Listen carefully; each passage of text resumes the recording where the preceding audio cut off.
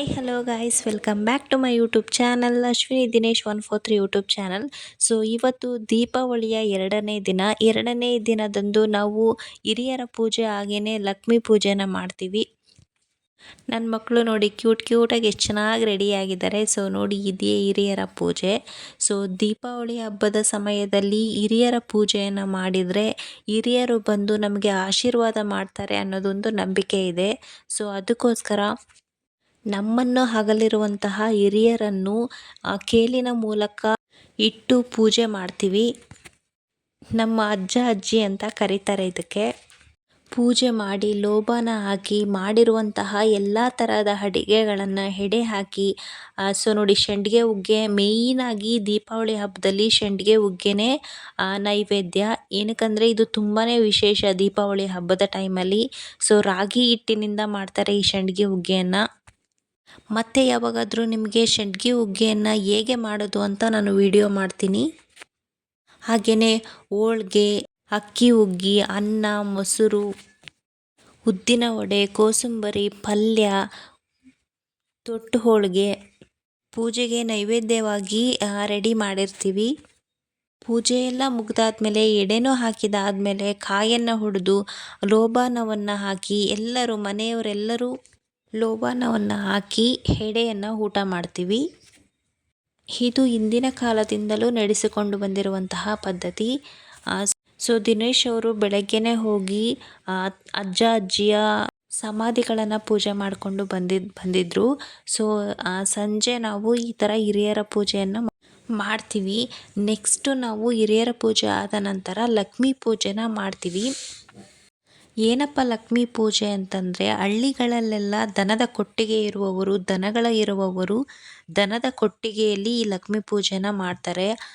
ಹತ್ತಿ ಕಟ್ಟಿಗೆನ ಇಟ್ಟು ಅದಕ್ಕೆ ಮೂಗ್ದಾರವನ್ನು ಸುತ್ತುತ್ತೀವಿ. ಸುತ್ತಿದ ನಂತರ ಕೆಳಗಡೆ ಎಲೆಗಳನ್ನು ಇಟ್ಟು ಅದರ ಮೇಲೆ ಅಕ್ಕಿ ಕಾಳನ್ನು ಹಾಕಿ ಸಣ್ಣ ಮಡಿಕೆಯನ್ನು ಇಟ್ಟು ಅದರ ತುಂಬ ಹಾಲು ಅಥವಾ ತುಪ್ಪವನ್ನು ಹಾಕಬೇಕು. ನಂತರ ಕುಡಿಕೆಯ ಮೇಲೆ ಒಂದು ಹೋಳಿಗೆಯನ್ನು ಇಡಬೇಕು. ನಾವು ಈ ದೀಪಾವಳಿಯ ಎರಡನೆಯ ಹಬ್ಬದ ದಿನ ನಾವು ತೊಟ್ಟೋಳಿಗೆಯನ್ನೇ ಮಾಡೋದು. ಸೊ ಅದಕ್ಕೋಸ್ಕರ ತೊಟ್ಟೋಳಿಗೆಯನ್ನು ಇಟ್ಟು ನಂತರ ಅದರ ಮೇಲೆ ಮತ್ತೊಂದು ವೀಳ್ಯದೆಲೆಯನ್ನು ಇಟ್ಟು ಅದರ ಮೇಲೆ ಒಂದು ಬ್ಲೌಸ್ ಪೀಸನ್ನು ಇಡಬೇಕು. ನಂತರ ಇದಕ್ಕೆ 2 ದೀಪಗಳನ್ನು ಹಚ್ಚಿ ಕವಚಿ ಕಡ್ಡಿಯನ್ನು ಇಟ್ಟು ಪೂಜೆ ಮಾಡಿ ನಂತರ ಇದಕ್ಕೆ ಒಂದು ಎಡೆಯನ್ನು ಹಾಕಬೇಕು. ಈ ಎಡೆಯನ್ನು ಮನೆಯ ಮಗಳು ಊಟ ಮಾಡಬೇಕು. ದನದ ಕೊಟ್ಟಿಗೆ ಇರುವವರು ಹಳ್ಳಿಗಳಲ್ಲಿ ಇದನ್ನು ದನದ ಕೊಟ್ಟಿಗೆಯಲ್ಲೇ ಮಾಡ್ತಾರೆ. ಸೊ ದನಗಳ ಹತ್ತಿರನೇ ಇದರ ಹತ್ತಿರ ಸಗಣಿಯನ್ನು ಇಟ್ಟು ಅದನ್ನು ಪೂಜೆ ಮಾಡಿ ನಂತರ ಈ ಲಕ್ಷ್ಮೀ ಪೂಜೆಯನ್ನು ಮಾಡ್ತಾರೆ. ಸೊ ನಾವು ರಟ್ಟಿಹಳ್ಳಿಯಲ್ಲಿ ಇರೋದ್ರಿಂದ ನಮ್ಮ ಮನೆಯಲ್ಲಿ ದನಕರಗಳ ಇಲ್ಲ. ಸೊ ಅದಕ್ಕೋಸ್ಕರ ನಾವು ಇಲ್ಲೇ ನಮ್ಮ ಮನೆಯ ಹಾಲಲ್ಲೇ ಮಾಡ್ತೀವಿ. ಈ ಲಕ್ಷ್ಮೀ ಪೂಜೆ ಕೂಡ ಹಿಂದಿನ ಕಾಲದಿಂದ ನಡೆಸಿಕೊಂಡು ಬಂದಿರುವಂತಹ ಪದ್ಧತಿ. ಸೊ ಇದನ್ನು ಕೂಡ ಬಿಟ್ಟಿಲ್ಲ. ದನದ ಕೊಟ್ಟಿಗೆ ಇಲ್ಲ ಅಂದ್ರೂ ಮನೆಯ ಒಳಗಡೆ ಹಾಲಲ್ಲಿ ಈ ಪೂಜೆನ ಮಾಡ್ತೀವಿ. ಬಾಗಿಲಿಗೆ ಈ ಥರ ಬಾಳೆ ಕಂಬ, ಕವಚಿ ಕಡ್ಡಿ, ನೋಡಿ ಇದೇ ಕವಚಿ ಕಡ್ಡಿ. ಇದಿಲ್ಲ ಅಂದರೆ ದೀಪಾವಳಿ ಫುಲ್ಫಿಲ್ ಆಗೋದೇ ಇಲ್ಲ. ಏನಕ್ಕಂದರೆ ದೀಪಾವಳಿ ಹಬ್ಬದ ಸಮಯದಲ್ಲಿ ಇದನ್ನು ಬಾಗಿಲಿಗೆ ಇಡಲೇಬೇಕು.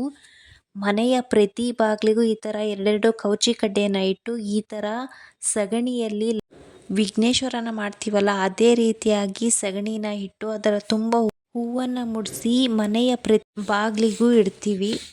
ಇದಕ್ಕೆ ಅಟ್ಟಿ ಅಂತ ಕರೀತಾರೆ. ಮನೆಯ ಪ್ರತಿ ಬಾಗಿಲಿಗೂ ಈ ಥರ ಅಟ್ಟಿ ಹಾಗೇನೆ ಕವಚಿ ಕಡ್ಡಿನ ಇಡಲಿಲ್ಲ ಅಂದರೆ ದೀಪಾವಳಿ ಪೂರ್ತಿಯಾಗಿ ಕಂಪ್ಲೀಟ್ ಆಗೋದೇ ಇಲ್ಲ. ಈ ಥರ ಇಟ್ಟಾಗಲೇ ನಮಗೆ ದೀಪಾವಳಿ ಕಳೆ ಬರೋದು. ಇವುಗಳನ್ನು ಹಬ್ಬ ಮುಗಿದ ಮಾರನೆಯ ದಿನ ಮನೆ ಮೇಲ್ಗಡೆ ಎಸಿತಾರೆ.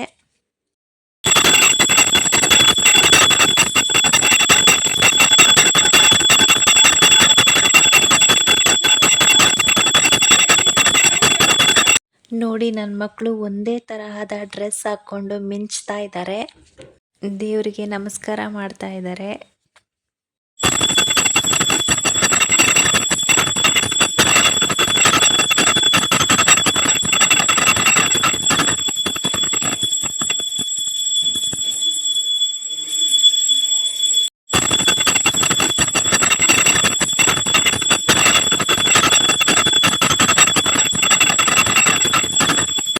ಇದು ನನ್ನ ಟುಡೇ ಔಟ್ಫಿಟ್.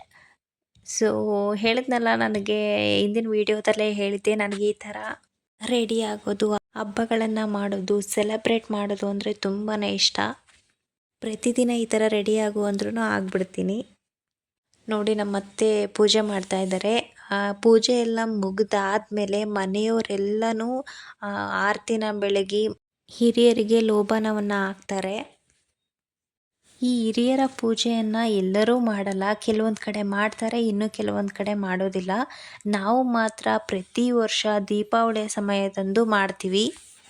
ಈ ಥರ ಹಿರಿಯರನ್ನು ಪೂಜೆ ಮಾಡೋದ್ರಿಂದ ಅವರು ಮನೆಗೆ ಬಂದು ನಾವು ನೈವೇದ್ಯಕ್ಕೆ ಇಟ್ಟಿರುವಂತಹ ಆಹಾರಗಳನ್ನು ಸೇವಿಸಿ ಮನೆಗೆ ಆಶೀರ್ವಾದ ಮಾಡ್ತಾರೆ ಅನ್ನೋದೊಂದು ನಂಬಿಕೆ.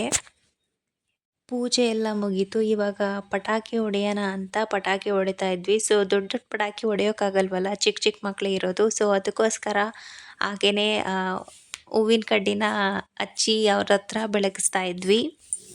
ನನ್ನ ದೊಡ್ಡ ಮಗಳೇನೋ ಖುಷಿಯಾಗಿ ಪಟಾಕಿ ಅಂದರೆ ಹೂವಿನ ಕಡ್ಡಿನ ಬೆಳಗಿಸ್ತಾ ಇದ್ಲು. ಬಟ್ ನನ್ನ ಚಿಕ್ಕ ಮಗಳು ತುಂಬಾ ಹೆದರ್ಕೊಂಡಿದ್ಲು. ಹೊರಗೆ ಬಂದ್ವಿ ಇವಾಗ ಸ್ವಲ್ಪ ಪಟಾಕಿ ಹೊಡೆಯೋಣ ಅಂತ.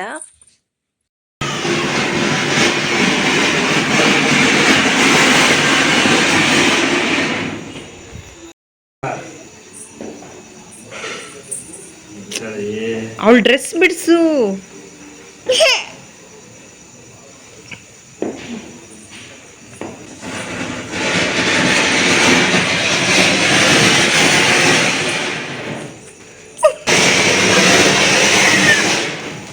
ಇಲ್ಲಿ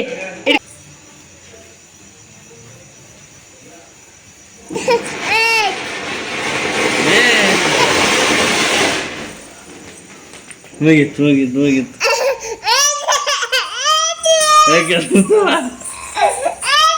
ಓಕೆ ಫ್ರೆಂಡ್ಸ್, ನೀವು ಕೂಡ ಪಟಾಕಿ ಹೊಡೆದು ಸಂಭ್ರಮಿಸಿ. ಬಟ್ ಹುಷಾರು, ಮಕ್ಕಳು ಜೋಪಾನ. ಪಟಾಕಿನ ಹುಷಾರಾಗಿ ನೋಡ್ಕೊಂಡು ಹೊಡೀರಿ ಅಂತ ಹೇಳ್ತಾ ಇವತ್ತಿನ ವಿಡಿಯೋನ ಮುಗಿಸ್ತಾ ಇದ್ದೀನಿ. ವಿಡಿಯೋ ಇಷ್ಟ ಆಗಿದ್ರೆ ಒಂದು ಲೈಕ್ ಮಾಡಿ, ಕಮೆಂಟ್ ಮಾಡಿ. ಹಾಗೆಯೇ ಇನ್ನೂ ಯಾರೆಲ್ಲ ನನ್ನ ಚಾನಲ್ ಸಬ್ಸ್ಕ್ರೈಬ್ ಆಗಿಲ್ವೋ ಪ್ಲೀಸ್ ಸಬ್ಸ್ಕ್ರೈಬ್ ಮಾಡಿ ಅಂತ ಹೇಳ್ತಾ, okay friends, take care, bye ಬಾಯ್.